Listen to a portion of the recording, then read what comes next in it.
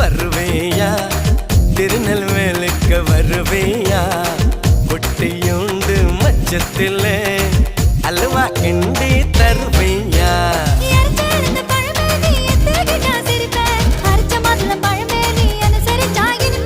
கிடைச்ச முந்தரி பழமே நீ கெட்டதெல்லாம் ஜெயிப்பேன் வெடிச்ச வெள்ளரி பழமே வெக்கம் பார்த்த எடுப்பேன்